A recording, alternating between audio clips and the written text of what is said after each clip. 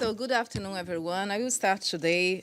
Staff will follow, and we will have a guest afterwards. I hope you are well. The General Assembly, as you know, has met today to elect 5 non-permanent members to the Security Council. They will replace Côte d'Ivoire, Equatorial Guinea, Kuwait, Peru, and Polonia, whose mandates expire on 31st December this year. There were 7 candidates running for 5 seats: Viet Nam for the Asia-Pacific group, Niger and Tunisia for the African group, St. Vincent and the Grenadines and El Salvador for Latin America and the Caribbean group, Estonia and Romania for the Eastern European group.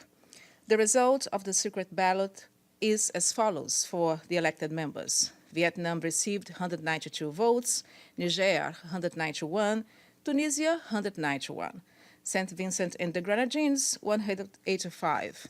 All new non-permanent members of the Security Council will start their mandates on 1st January 2020 for a period of 2 years. The vote went on a second round for the seat of the Eastern European group contested by Estonia and Romania.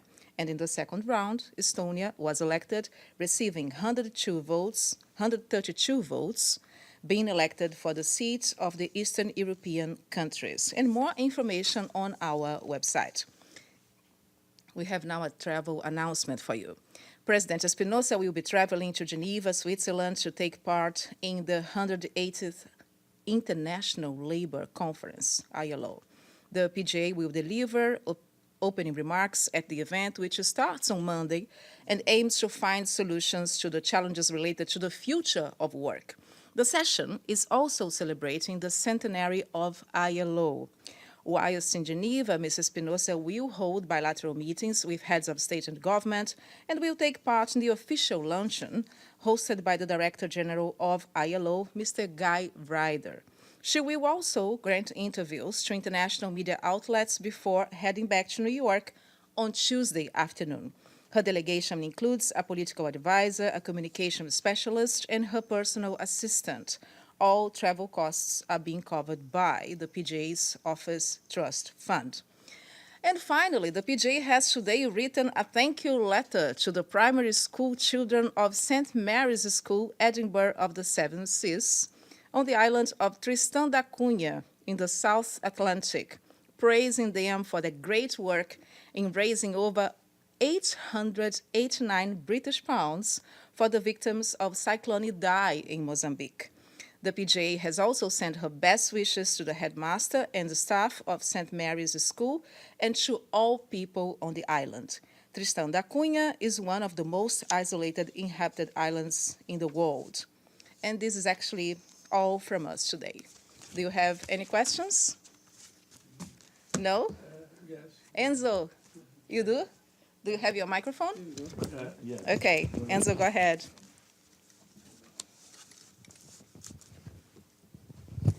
Okay, my name is Renzo Cianfanelli of the RAC Media Group of Italy. The question is, following the election of the non-permanent members of the Security Council, what is the outlook for a reform of the Security Council, in your view?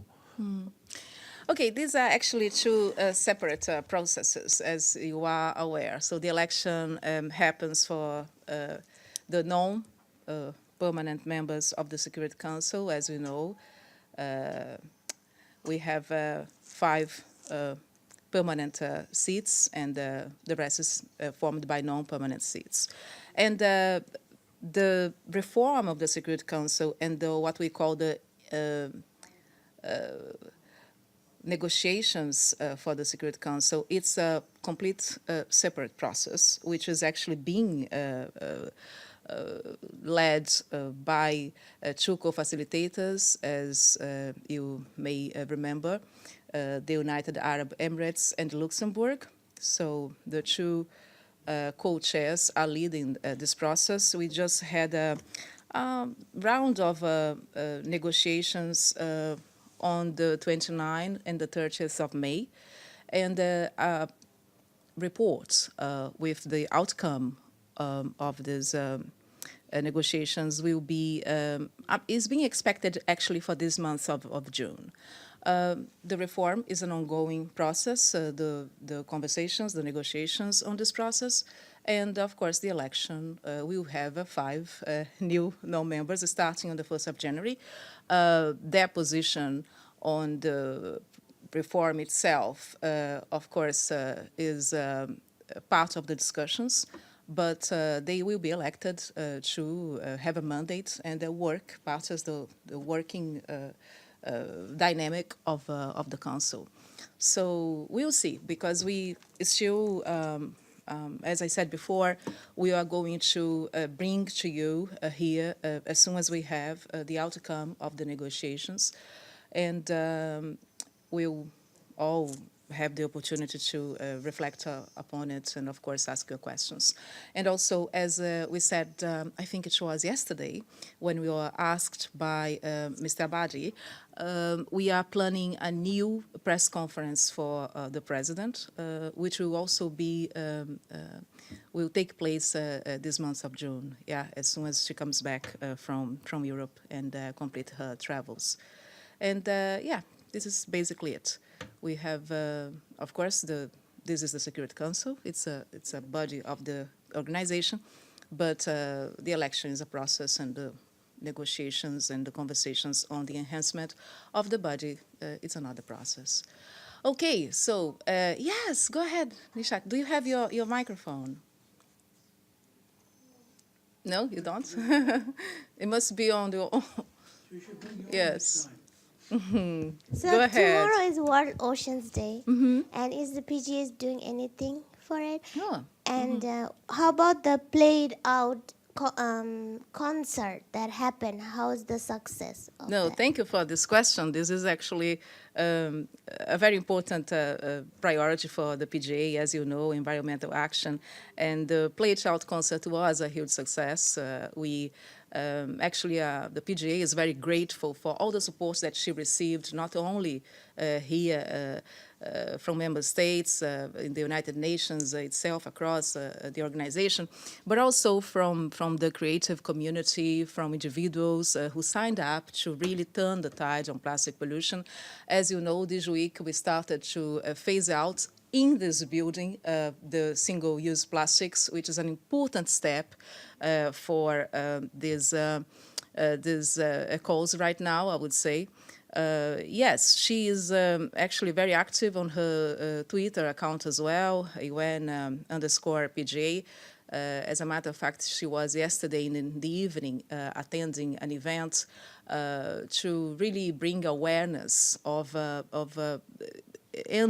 absolutely ending as responsible consumers, what we are, the use of single plastics in the way we consume our products and we live every day, but also as corporate, as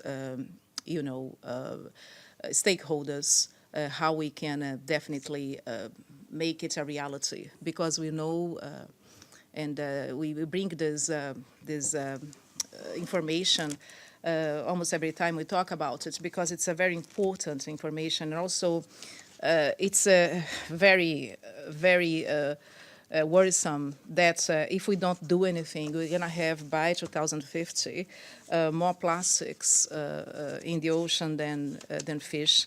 And this has tremendous, but tremendous consequences for our health, for our economy, for all the aspects of our lives. And I think you will remember, Nishat, that leading to the Play It Out concert in Antigua and Barbuda, the PJ herself was bringing attention for the fact that we have every day, a dump truck full of plastic is dropped into the oceans, and this is the equivalent of 13 million tons per year. So these numbers are absolutely worrisome, and we, of course, in a collective effort, we have to do more in order to tackle plastic pollution, but also the single-use plastics, which are very common nowadays, but they have to become history for all of us. So if you don't have anything else, I would say have a wonderful weekend. Thank you for coming and today. And I see you on Monday. Thank you very much. Thank you. Thank you. Thank you very much.